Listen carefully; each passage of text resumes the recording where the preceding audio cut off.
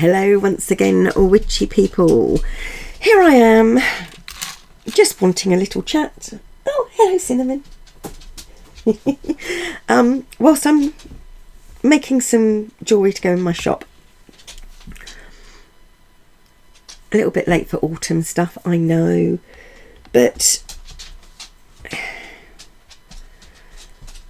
I've been busy, and once again I've been an absolute klutz, and I've really hurt myself.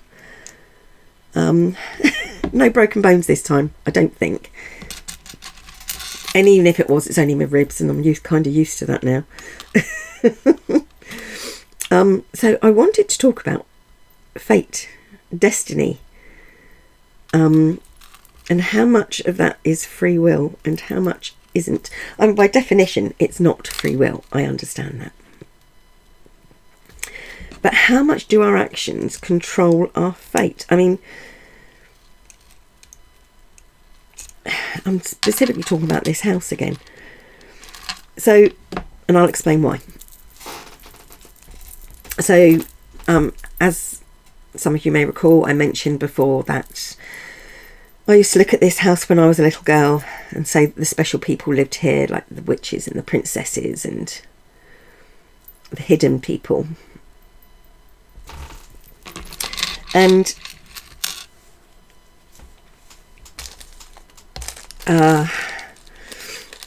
when I got to live here, it was amazing. And the only thing, I was talking to my friend Miss Lizzie, and I said to her that the only thing I wanted to grow in the garden that I hadn't got was alpine strawberries, because I love alpine strawberries. And when we moved here, the whole of the back of the garden is alpine strawberries. And apple trees. There's 2 apple trees there, and there's raspberries.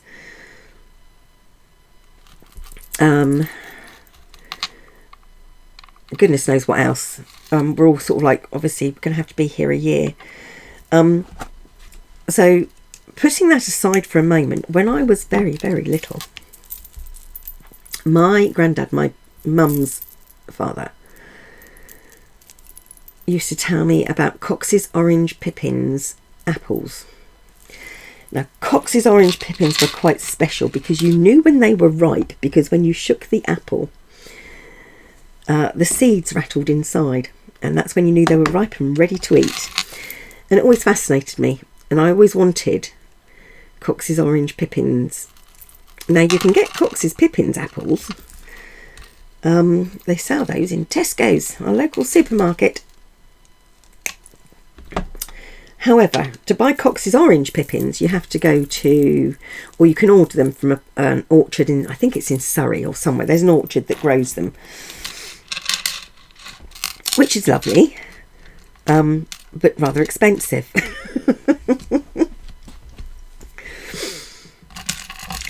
So I've got to count all these. 1, 2, and another one. So my husband was sorting out his car hole. That's the garage in the garden. And he was changing it because it's been made into a shed. He wanted the double doors back on it to make it easier for his bikes to get in and out.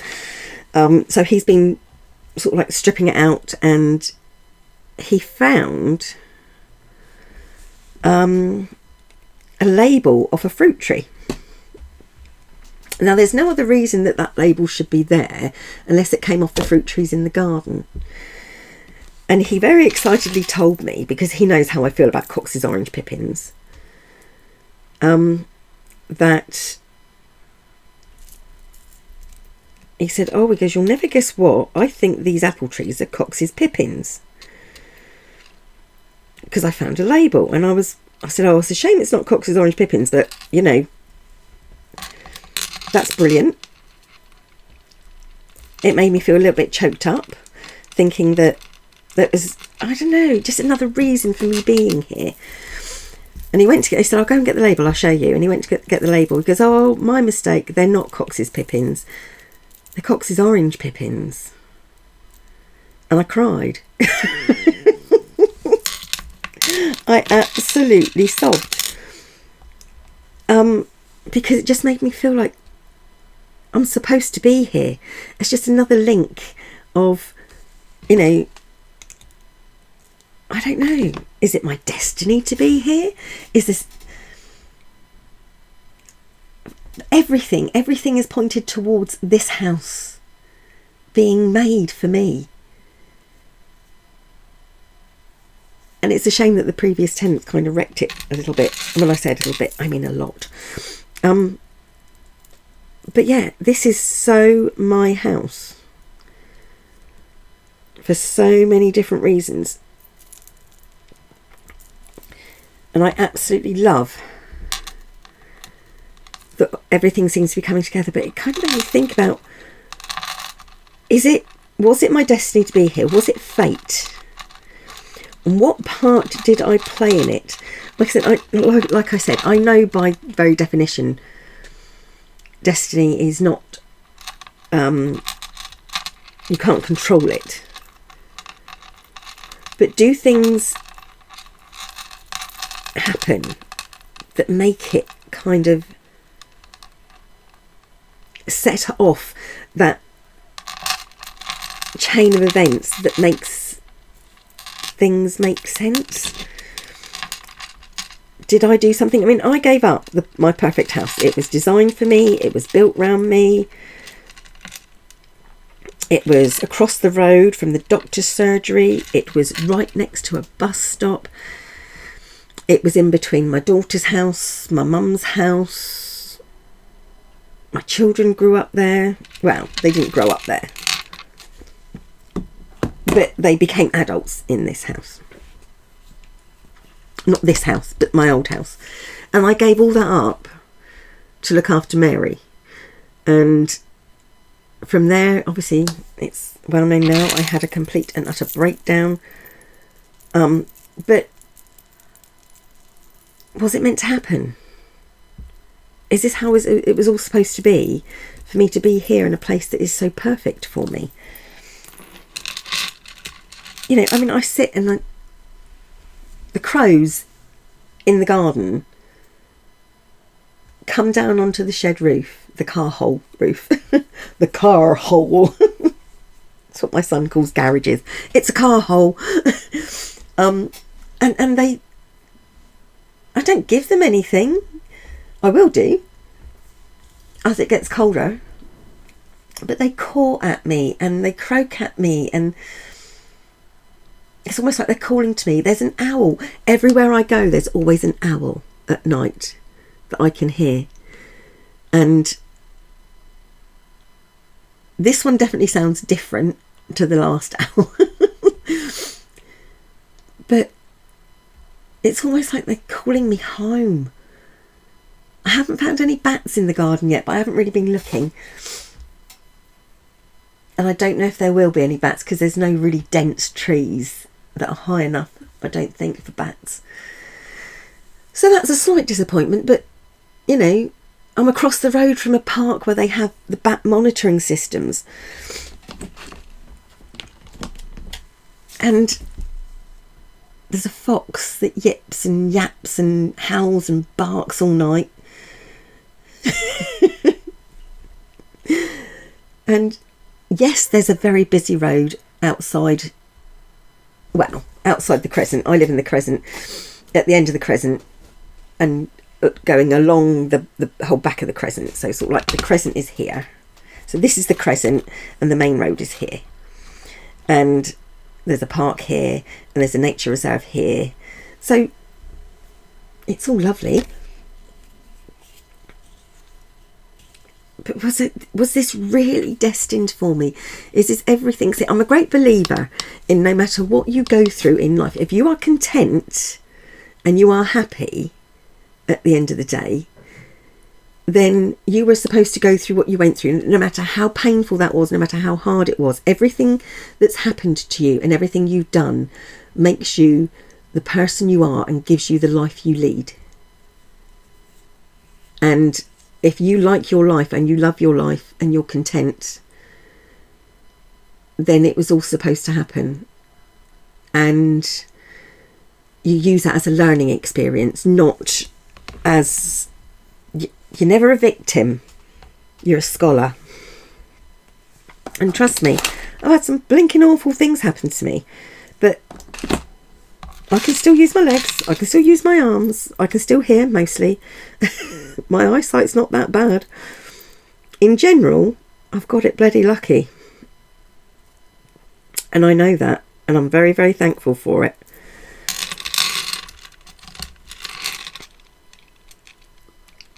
So, but I have been through some really horrible things.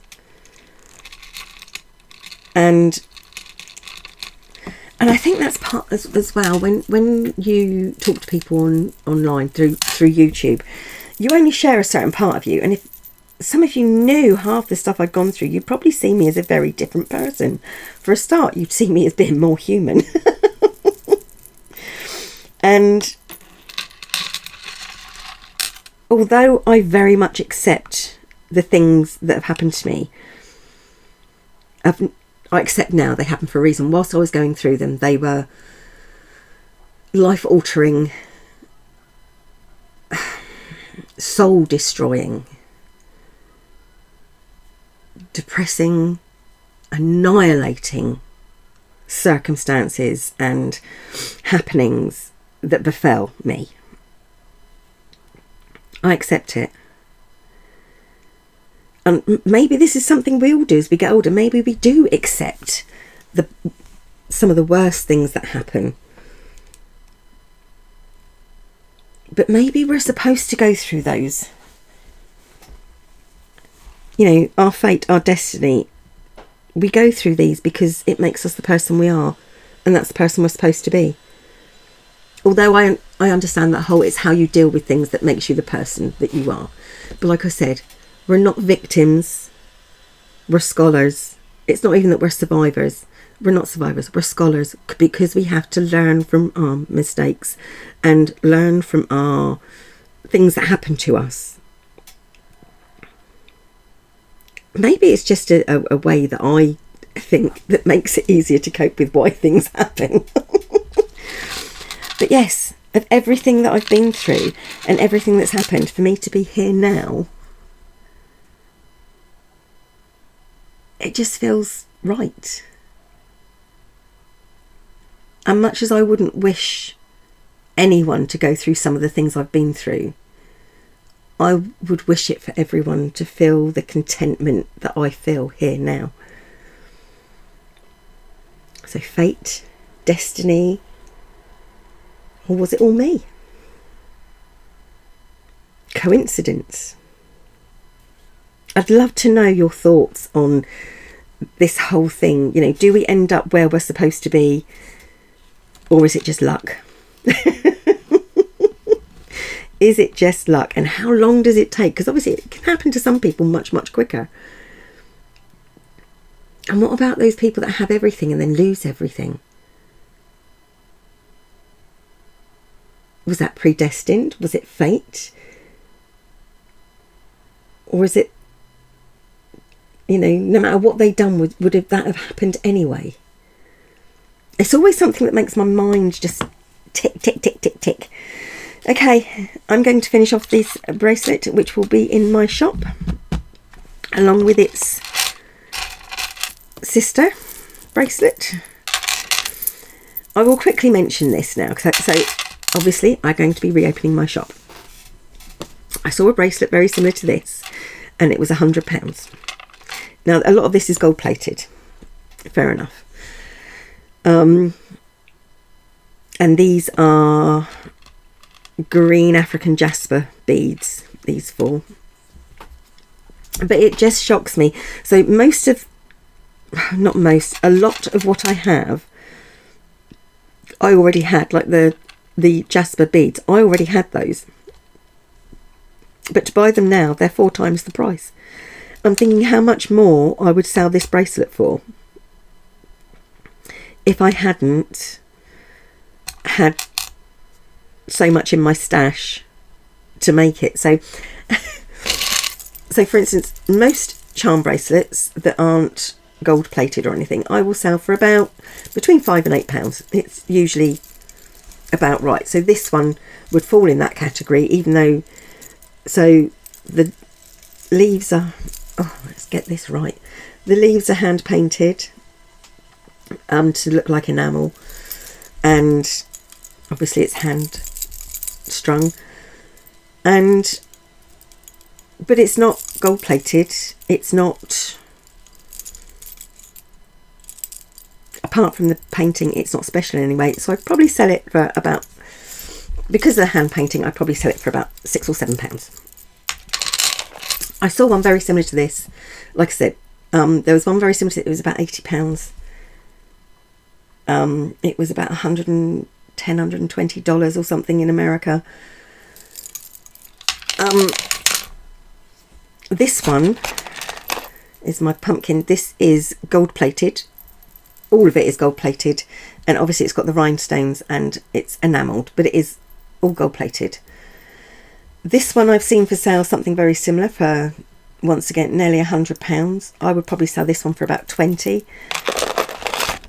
It just amazes me how much prices have gone up so much that I can sell this one for about maybe £10.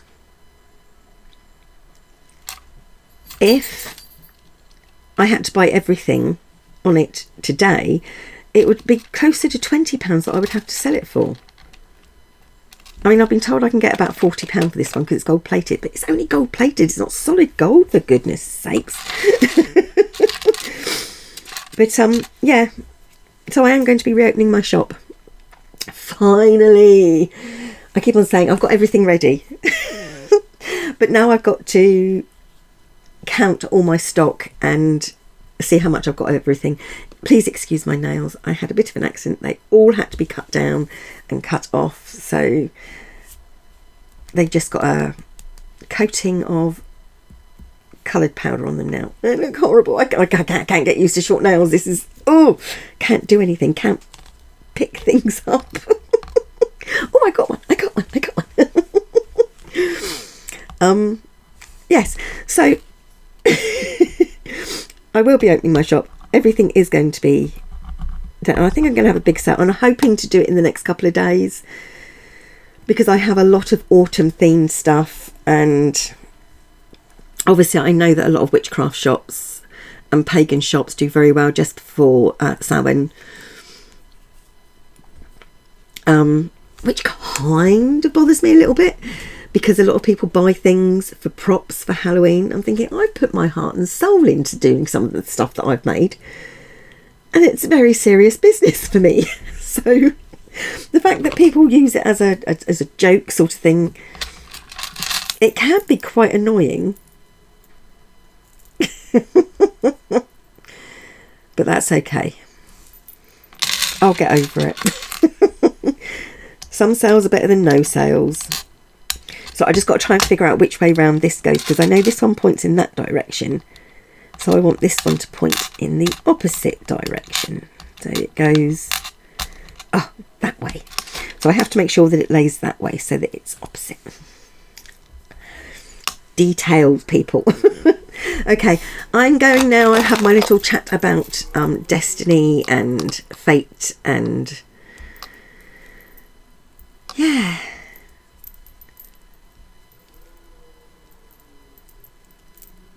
And what shapes us, and is what shapes us part of what brings us to where we are? I mean, obviously it is, but I mean physically brings us to where we are. I mean, there is a lot of self-will involved. You know, I mean, I won £50 on bingo the other day, and now I've got £22 left because I thought I'll spend it all. Actually, I did spend it all. I spent it down to £3. And then I had 3 goes of a bingo game at £1 each, and I won £27.